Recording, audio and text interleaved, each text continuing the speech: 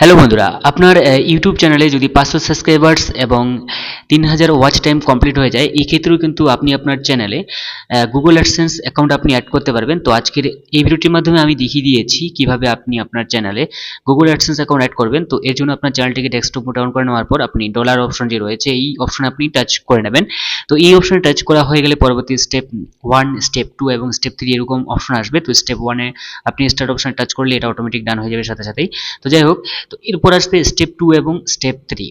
তো এই স্টেপ 2 তে আপনাকে কিছু মানে একটু এটা জটিল থাকলেও আমি খুব সহজভাবে আমি আপনাদেরকে দেখিয়ে দিচ্ছি। তো আপনি কি করবেন, এই স্টেপ যে 2 অপশনে আপনি স্টার্ট অপশনে টাচ করে নেবেন, ঠিক আছে?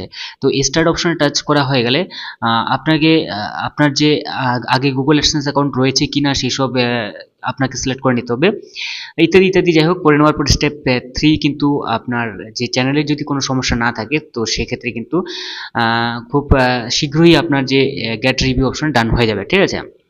এটা স্টেপ 2। যাই হোক, স্টেপ 2 এর মধ্যে আমি স্টার্ট অপশনে টাচ করব। করে নেওয়ার পরে এখানে আপনাকে সিলেক্ট করতে হবে।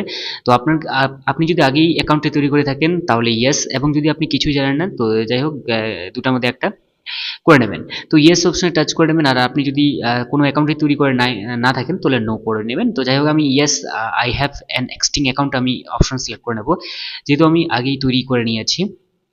তো এক্ষেত্রে আপনি এটা করে নেবেন, ঠিক আছে? বা আপনি যদি আগে থেকে কোনো অ্যাকাউন্টে তৈরি করে না থাকেন তাহলে দ্বিতীয় বা তৃতীয় অপশন সিলেক্ট করে নেবেন। তো আমি yes I have an existing account যে অপশন রয়েছে এই অপশনটি সিলেক্ট করে নেওয়ার পর কন্টিনিউ অপশনে আমি টাচ করে নেব। তো এই কন্টিনিউ অপশনে টাচ করা হয়ে গেলে কিন্তু আমি ডাইরেক্টলি কন্টিনিউ অপশনে টাচ করে নেব। যাই হোক, কন্টিনিউ অপশনে টাচ করা হয়ে গেলে আপনার ইমেল এখান থেকে সিলেক্ট করে নিতে হবে। তো আমি আমার ইমেল যেটা রয়েছে সেটা সিলেক্ট করে নিয়েছি। এরপরের পেজটি এরকম আসবে। তো এখানে আপনার কিছু এখানে শো হবে, আপনি দেখতে পাবেন পাবলিশার আইডি রয়েছে ইত্যাদি ইত্যাদি। তো আপনি আপনার নাম সবকিছু দেখতে পাবেন, অ্যাড্রেস, নেম, ঠিক আছে? তো এরপর আপনি নিচের দিকে আসবো আমি। তো আপনি নিচের দিকে আসবেন, আসলেই একটি অপশন দেখতে পাবেন। তো এখান থেকে যদি আপনার কোনো কিছু পরিবর্তন করার প্রয়োজন পড়ে তো আপনি পরবর্তী পেজে কিন্তু এটাকে আপনি পরিবর্তন করতে পারবেন, ঠিক আছে? তো অ্যাকসেপ্ট অ্যাসোসিয়েশন এই অপশনে আমি টাচ করে নেব।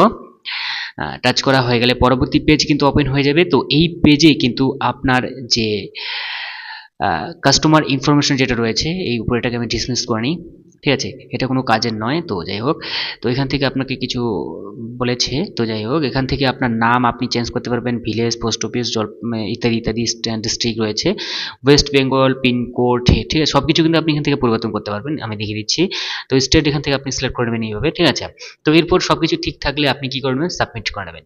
তো এই সাবমিট অপশনে টাচ করলেই কিন্তু আপনার যে পেজ, যেটা আপনার যে গুগল অ্যাডসেন্স অ্যাকাউন্ট সেটা কিন্তু রিভিউ হয়ে যাবে, যেটা ইউটিউব টিমের কাছে পৌঁছে যাবে, ঠিক আছে? আমি রিডাইরেক্ট করে নেব আমার মানে ওয়াইটি স্টুডিও যেটা রয়েছে সেখানে চলে আসবো, ক্রোম ব্রাউজারে এখানে চলে এসেছি।